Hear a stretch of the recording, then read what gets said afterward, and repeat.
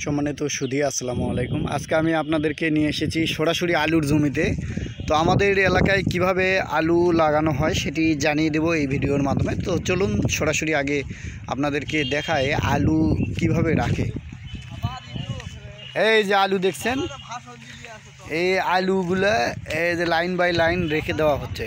এই যে লাইন, যেভাবে লাইন করে করে রেখে দেওয়া হচ্ছে আপনারা দেখতে পাচ্ছেন। এই যে আলুগুলো লাইন করে রাখা হচ্ছে। তো এরপরে যে বাগুর মানে যে আলু রয়েছে সেই আলুর উপর কিন্তু এবার মাটি দিয়ে দিচ্ছেন। খুবই সুন্দর একটা প্রসেস। আলামিন ভাই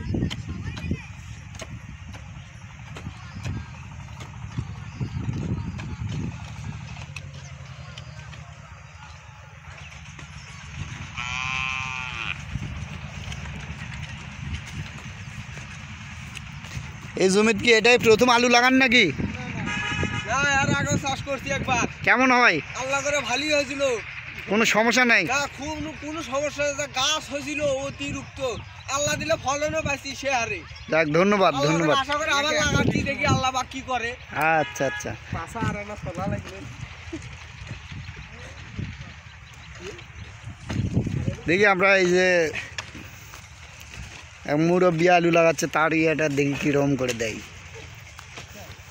আলু হবে আলহামদুলিল্লাহ, আশা করা যায়, তাই না? কিন্তু আলুর দাম এত বাড়ছে, এই আলু হওয়ার পরে কি দাম কমতে পারে? দাম আর বাড়বে, আরও বাড়বি? ওরে বাবা। তো বন্ধুরা, আমাদের বগুড়া জেলার নন্দীগ্রাম থানার বেলঘুরিয়া গ্রামে আমি অবস্থান করছি। এখানে আসলে মাটিগুলো একটু অনুর্বর বলা যায়, মানে তেমন উর্বর না। তো ট্রাক্টর দিয়ে চাষ করা হয়েছে। আর এই যে এই মাটিগুলো দেখেন খুবই ভালো। তো আমাদের এলাকায় প্রায় জমিগুলোতেই কিন্তু আলু দেওয়া হচ্ছে, কারণ আলুর দাম পর্যাপ্ত পরিমাণে বেড়ে যাওয়ার কারণে উদ্যোগ নিয়েছেন স্থানীয় যারা চাষি রয়েছেন, এই চাষি ভাইয়েরা। তো আসলে এইভাবে যদি আলু চাষ করা যায় প্রত্যেকটা জায়গা থেকে, তাহলে দেখা যাচ্ছে যে আমরা যদি পরিবারের চাহিদা পূরণ করতে পারি, তাহলে অনেকটাই এগিয়ে যাবে আমাদের এই সুন্দর সমৃদ্ধ বাংলাদেশ। বন্ধুরা, যে যেখান থেকে এই ভিডিওটি এতক্ষণ ধৈর্য সহকারে দেখলেন, সবাইকে জানাই আন্তরিক শুভেচ্ছা ও অভিনন্দন।